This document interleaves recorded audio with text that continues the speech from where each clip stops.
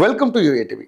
Israel Iran మధ్య జరుగుతున్న యుద్ధంతో పశ్చిమాసియా రగిలిపోతుంది. అగ్రరాజ్యం అమెరికా రణరంగంలోకి దిగనుందనే సంకేతాలు ఉద్రిక్తతలను మరింత పెంచాయి. ఇజ్రాయెల్ తరపున అమెరికా గనక వార్ జోన్లోకి ఎంటర్ అయితే పరిస్థితులు ఎలా మారబోతున్నాయన్నది ఉత్కంఠ రేపుతోంది. మరోవైపు ఇజ్రాయెల్ ఇరాన్ మధ్య యుద్ధం తీవ్ర రూపం దాల్చుతోంది. పశ్చిమాసియా రణరంగంలా మారింది. ఇజ్రాయెల్ ఇరాన్ పరస్పరం బాంబుల మోత మోగిస్తున్నాయి. ఇప్పటికే ఇరు దేశాల్లోని కీలక ప్రాంతాలు ధ్వంసమయ్యాయి. మరోవైపు తమతో న్యూక్లియర్ ప్రోగ్రాంకు ఒప్పందం కుదుర్చుకోవడం లేదన్న గుర్రుతో అమెరికా కూడా ఇరాన్పై కత్తులు నూరుతోంది. అదును చూసి దెబ్బ కొట్టేందుకు సిద్ధంగా ఉంది.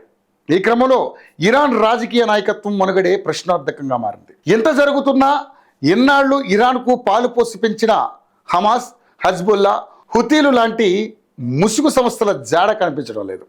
పశ్చిమాసియాలో ఓ బలమైన శక్తిగా ఎదిగిన ఇరాన్ అనధికార సైన్యాన్ని పెద్ద ఎత్తున సమకూర్చుకుంది.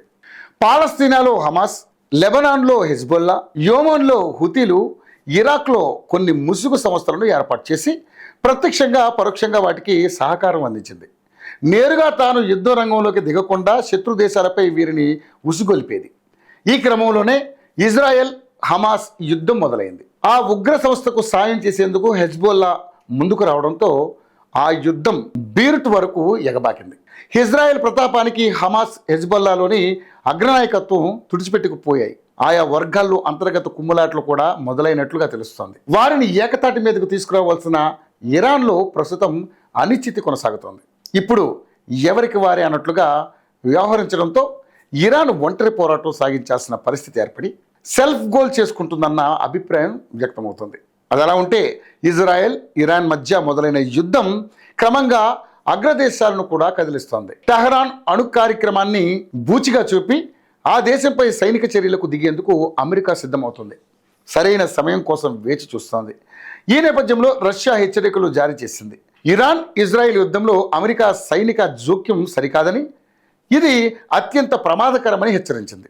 ఈ మేరకు రష్యా విదేశాంగ శాఖ అధికారిక ప్రతినిధి మారియా జఖరోవా మీడియాకు వెల్లడించారు. మరోవైపు ఇరాన్లోని బుషెహార్ అణు విద్యుత్ కేంద్రంపై ఇజ్రాయెల్ చేసిన దాడిపైన రష్యా స్పందించింది. తక్షణమే దాడులను ఆపాలని ఆ దేశాన్ని కోరింది. లేదంటే చెర్నోబిల్ తరహా విపత్తు సంభవించే అవకాశం ఉందని హెచ్చరించింది.